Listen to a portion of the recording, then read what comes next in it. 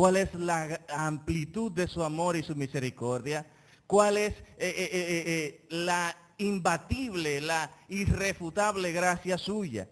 Para relacionarse con Dios hay que conocerlo. Esa era la intención de Dios entonces al llamar a Israel. Esa era la intención de Dios al pretender liberar a Israel. Que Israel gozara del conocimiento suficiente como para poder tener una relación con Dios. No es cualquier cosa de la que estamos hablando.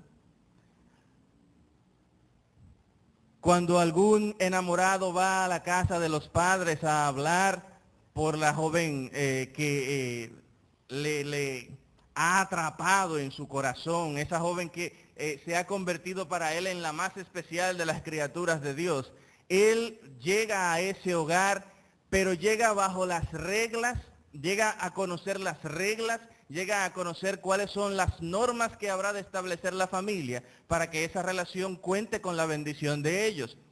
Cuando el presidente de la República viaja a cualquier país, no llega al lugar al que visita chocando las manos y dame 5.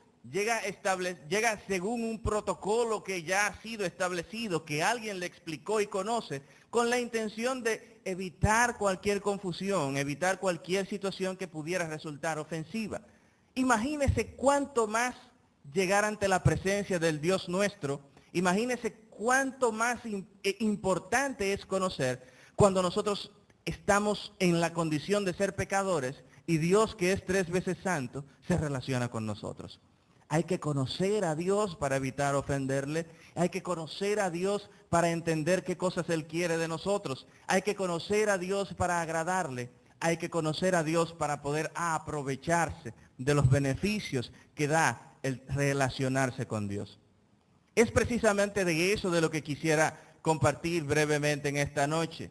El conocimiento de Dios, pero visto no desde el ángulo positivo. Me explico. No visto desde las cosas que implica el conocimiento de Dios.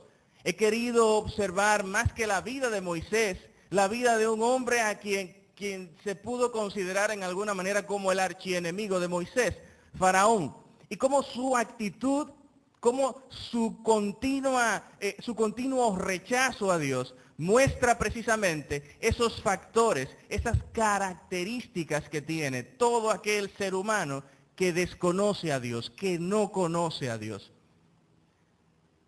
En esta noche, hermanos, amigos, yo quisiera que cada uno de nosotros pudiera observar en lo que vamos a tener la oportunidad de estudiar, de compartir, esas características que tiene todo ser humano que desconoce a Dios y que podamos nosotros evaluar en nuestra vida si algunas de estas características están formándose para que a tiempo la derribemos, para que a tiempo la destruyamos y evitemos así el rechazo del Dios 3 veces santo que quiere una relación con nosotros y al cual debemos conocer.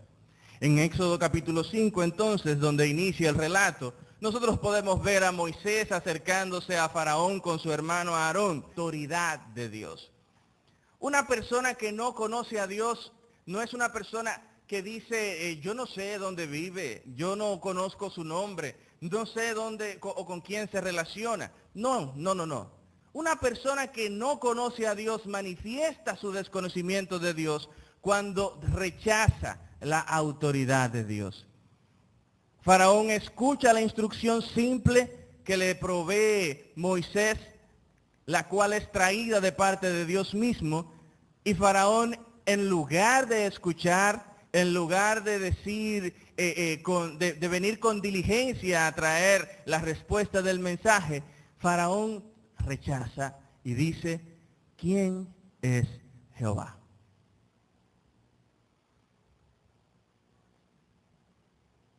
¿Cuántos de nosotros en alguna ocasión en nuestra vida hemos, como Faraón, dicho, ¿quién es Jehová?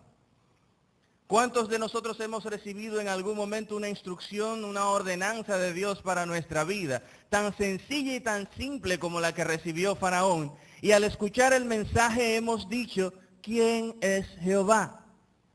Muy probablemente cada uno de los que estamos aquí, que conocemos del Señor, negaremos inmediatamente el que en alguna ocasión haya ocurrido tal cosa, que Dios nos mande algo y que nosotros altaneramente respondamos quién es Jehová, especialmente después de haber creído.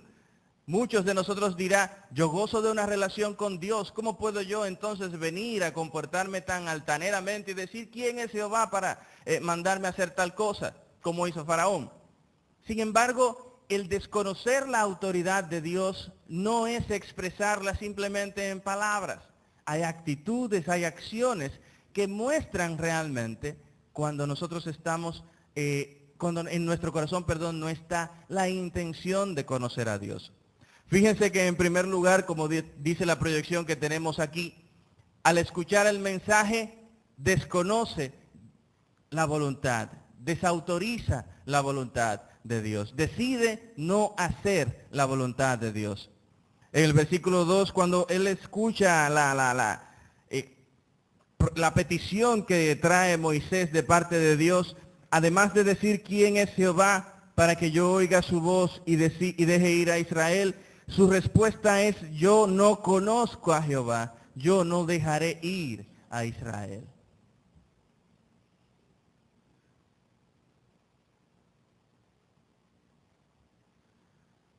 No dejaré ir a Israel. ¿Cuál fue el mensaje que Dios dio a través de Moisés?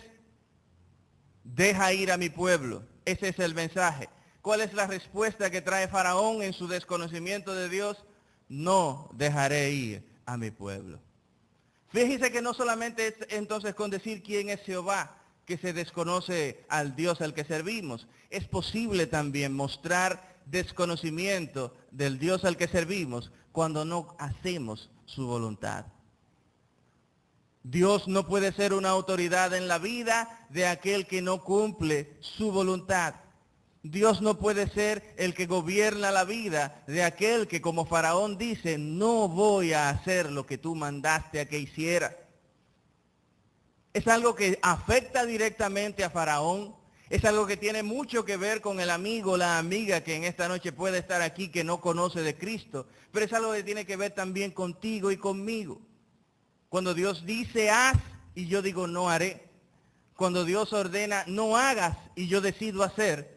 Estoy mostrando en mi vida que mi relación con Dios al parecer no es tan estrecha ni tan fuerte como yo creo, porque me estoy atreviendo a retar la autoridad de Dios al no poner por obra o por práctica la voluntad suya en mi vida.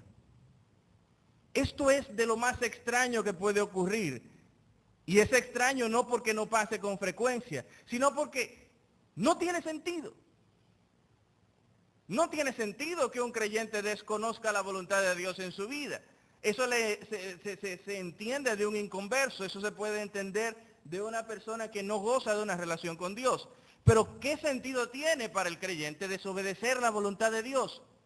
Cualquiera dirá, es que es atractivo cuando Dios me dice que no haga esto y eso es lo que yo quiero hacer, es demasiado atractivo para dejar de hacerlo. Es posible. No digo que no. Lo digo quizás aún basado en mi propia experiencia. Pero ¿sabe una cosa, mi hermano? Hay mayor deleite en hacer la voluntad de Dios. Hay mucho mayor gozo en cumplir las ordenanzas de Dios. ¿Cuánta gente ha cuestionado, cuántos creyentes han cuestionado en algún momento las ordenanzas de Dios para su vida? ¿Cuántos nos hemos atrevido a no ponerlas por práctica para luego darnos cuenta que si lo hubiésemos hecho nos hubiera ido mejor? ¿Cuántos de nosotros nos hemos visto reflejados en el anuncio, en la jovencita que salía en el comercial de Profamilia, que salía embarazada? Ay, si lo hubiéramos sabido. Dios dice, y cuando Dios ordena, no ordena como un ser medalaganario que simplemente quiere que se haga lo que Él ordena. Cuando Dios ordena, ordena porque lo que Él está ordenando es lo mejor para ti y para mí. Es por eso que parecería ser tonto, o de hecho es tonto y carente de sentido, el que un creyente decida no hacer la voluntad de Dios. Por más dolorosa que parezca, cada cual que decide hacer la voluntad de Dios en su vida, más tarde o más temprano se da cuenta del beneficio que trajo para sí. Me imagino a Saúl cuando estaba por morir, pensar, oh, pero es un amalecita el que me va a matar. Me imagino cómo debió de abrir los ojos así, como 2 monedas de 25 pesos, porque ya no hay de medio peso. ¿Sabe usted que Dios había ordenado a Saúl destruir a los amalecitas? A todos ellos, absolutamente a todos, que no quedara ni uno vivo. Saúl decidió no hacerlo. Y qué triste es que en el último instante de su vida pudo darse cuenta que si hubiese cumplido lo que Dios le había dicho, no hubiese existido un amalecita que le clavara una lanza y lo atravesara de lado y lado. Gracias doy a Dios que muchos de nosotros no hemos experimentado el ejemplo de Saúl en nuestra vida. Pero sí, porque no estaríamos aquí. O sea, estaríamos atravesados con una lanza de lado y lado en algún otro lugar. Pero aunque quizás una lanza literal no haya atravesado nuestro cuerpo, el dolor, el sufrimiento, el remordimiento nos ha afectado en más de una ocasión precisamente porque no cumplimos en un momento, no hicimos en un momento la voluntad de Dios, lo que Dios había decidido para nosotros. En primer lugar hay que entender, hermanos, que la forma en que se muestra el desconocer la autoridad de Dios es precisamente resistir su voluntad, desconocer su voluntad. Pero no solamente esto. Ustedes pueden ver también en la proyección la segunda característica de aquel que desconoce la autoridad de Dios. Y esa característica es que cuestiona las decisiones de Dios. En los versículos 4 y 5, Faraón dice, la Escritura toma una actitud de retar en alguna forma, no solamente no conocer la voluntad de Dios, sino aún más retarla. Dice la Escritura en el versículo 4, entonces el rey de Egipto les dijo, Moisés y Aarón, ¿por qué hacéis cesar al pueblo de su trabajo? Volved a vuestras tareas. Dijo también Faraón, he aquí el pueblo de la tierra es ahora mucho, y vosotros le hacéis cesar de sus tareas. Faraón estaba preocupado porque el pueblo, en lugar de estar haciendo ciudades y fabricando ladrillos, en ese momento estaba a la expectativa de si le daban el permiso de irse o no. No solamente Faraón entonces toma la oportunidad de decirle a Dios, no voy a hacer lo que me ordenas, pero también Faraón reta la decisión de Dios.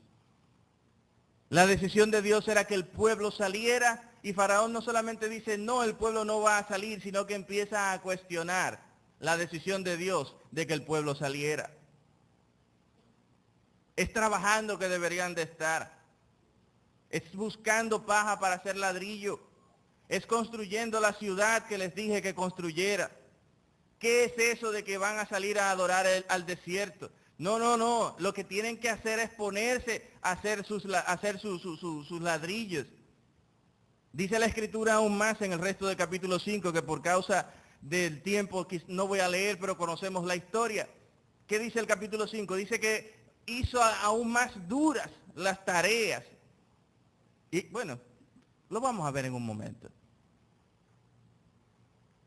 ¿Cuántos de nosotros no nos hemos encontrado entonces en una condición similar, donde no solamente decidimos no hacer la voluntad de Dios, sino que empezamos a cuestionar las decisiones de Dios? ¿Cuántos de nosotros no nos hemos encontrado en un momento diciendo, no lo voy a hacer, porque yo creo que lo mejor para mí es tal cosa? ¿Cuántos no se han encontrado racionalizando el pecado en el que viven, tratando de decir que el pecado en el que están es lo mejor que pueden tener para sus vidas? ¿Cuántos de nosotros en algún momento no nos hemos encontrado en una situación similar? Cuando el Espíritu viene a hablar a nuestra vida, decimos, buscamos excusas, racionalizamos. diciendo que realmente estamos en una mejor condición que si estuviéramos haciendo la voluntad de Dios. Al hacer esto, nosotros no solamente nos colocamos en una condición como si fuésemos más fuertes que Dios, también nos hacemos más inteligentes. Para Faraón, el deber de Israel era hacer ladrillos y ciudades. ¿Qué es eso de irse a hacer fiesta para Dios en el desierto? Para nosotros también, en muchas ocasiones, cuando en nuestra vida se manifiesta el desconocer la voluntad de Dios y cuestionar sus decisiones, mostramos igualito que Faraón una actitud de considerarnos ser más inteligentes, más sabios que el Dios nuestro. ¿Cuándo yo he dicho que yo soy más sabio que Dios? Sencillo, hermano. Sencillo. Cuando la Escritura te ha dicho, no te unas en yugo desigual con los incrédulos. Y tú decides, por encima de esa instrucción, unirte en yugo desigual con un incrédulo. Pero no solamente eso, empiezas a racionalizar, empiezas a cuestionar. Eso dice el pastor, pero es que yo estoy solo, yo estoy sola. Yo no puedo seguir así. Perdón. ¿O acaso no dice la Biblia que mejores son dos que uno? Porque la Biblia dice eso también, que mejores son dos que uno. Además, lo único que a esa persona le falta es que se convierta, porque esa es la persona más buena y más seria que yo he visto en mi vida. Es una persona, eso es tremendo esa persona. Racionalización. Racionalización del esposo cuando no muestra amor por la esposa. Ah, es que ella no hizo la labor que le tocaba. Ella no se sujetó. Y como no se sujetó, yo no la voy a amar, no le voy a mostrar el amor. La racionalización de los hijos. Es que mis padres son unos, así que no los voy a obedecer. Nosotros en más de una ocasión nos encontramos justificándonos delante de Dios y con cada una de nuestras justificaciones tratamos de sentirnos en paz, sentirnos a gusto y aún haciéndolo. ¿Sabe qué ocurre, hermano mío, amigo mío? Que mostramos realmente como que somos más sabios que Dios. Hay que conocer a Dios para poder relacionarse con Él. El conocimiento de Dios implica el hacer su voluntad. Esa es la clave de cualquier relación con Dios. Dios es tan santo que si nosotros no hacemos lo que Él ordena, nosotros no podemos relacionarnos con Él. Pero en muchas ocasiones ocurre que en nuestra vida se manifiesta actitudes como la de Faraón. Desconocemos la autoridad de Dios, primero que nada, rechazando su voluntad. En segundo lugar, criticando las decisiones de Dios. Pero en tercer lugar, activamente haciendo lo contrario a lo que Dios mandó que se hiciera. Dice la Escritura en el capítulo 5, los versos 6 al 9. Mandó Faraón aquel mismo día a los cuadrilleros del pueblo que lo tenían a su cargo y a sus capataces diciendo, de aquí en adelante no daréis paja al pueblo para hacer ladrillo como hasta ahora. Vayan ellos y recojan por sí mismos la paja. Y les impondréis la misma tarea de ladrillo que hacían antes, y no les disminuiréis nada, porque están ociosos. Por esa razón se levantan diciendo, vamos y ofrezcamos sacrificios a nuestro Dios. Agrávese mejor la servidumbre sobre ellos, para que se ocupen y no atiendan a palabras mentirosas. No solamente dicen, no lo voy a hacer. No solamente cuestiona la orden, la instrucción de Dios, sino que también decide hacer exactamente lo contrario a lo que Dios mandó a que se hiciera. Dios dice, el pueblo está esclavizado, el pueblo está haciendo ladrillos y ciudades, libera al pueblo para que salga a celebrar fiesta para mí. ¿Y sabe qué dice Faraón? No los dejaré ir. ¿Quién eres tú para decirme qué hacer? Es más, ahora les voy a poner más trabajo.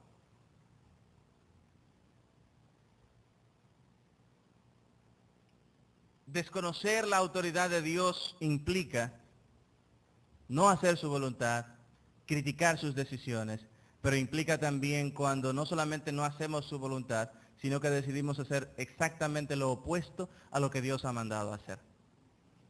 Hay dos formas de desobedecer la voluntad de Dios. Hay una que es pasiva. Dios dice que hagas algo y dices no lo voy a hacer y no lo haces. Pero hay otra forma de mostrar desobediencia que es aún peor. Cuando Dios dice no hagas y tú no solamente no haces, sino que haces, cuando Dios, dice haz y tú no solamente no haces, sino que haces exactamente lo contrario a lo que Dios te mandó a hacer. Faraón está en esta condición desconociendo a Dios, pero muchos de nosotros también en muchas ocasiones manifestamos condiciones similares. Pasamos al segundo punto.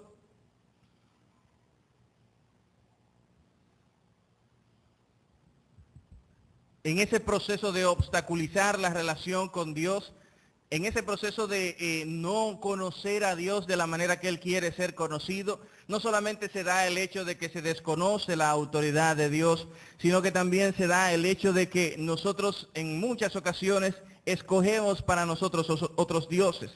Dice la Escritura en el capítulo 7 del libro de Éxodo, el versículo 11, voy a leer, dice: entonces llamó también Faraón, voy a leer desde el verso 8 para entrar en contexto. Habló Jehová a Moisés y a Aarón diciendo: si Faraón os respondiere diciendo, mostrad un milagro, dirás a Aarón, toma tu vara y échala delante de Faraón para que se haga culebra.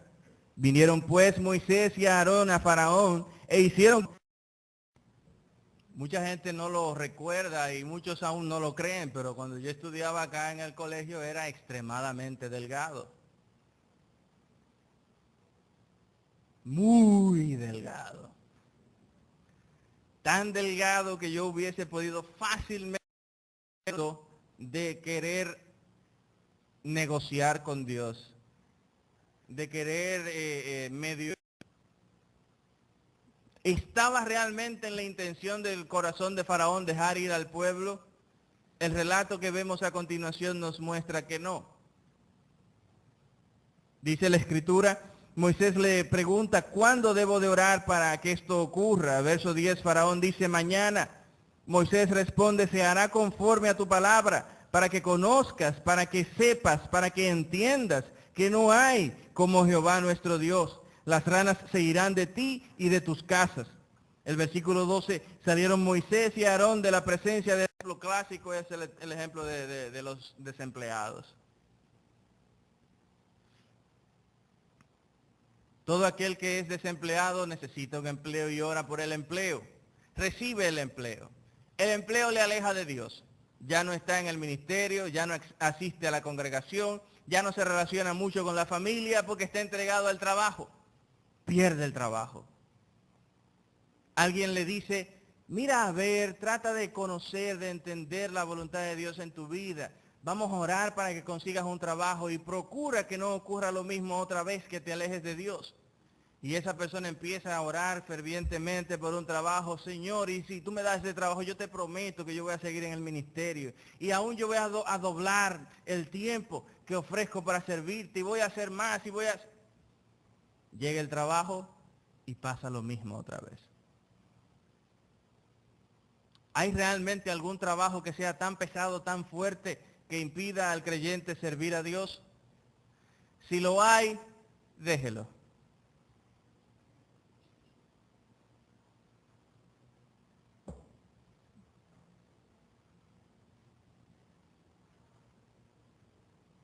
¿A quién estamos sirviendo entonces en una situación como esa? ¿A Dios o al trabajo? ¿Hay realmente algún trabajo tan difícil, tan fuerte que nos impida a nosotros servir a Dios? Piénselo bien. Nos daremos cuenta que realmente no existe tal cosa. No existe tal cosa que te hemos aceptado. Nosotros, oh Dios.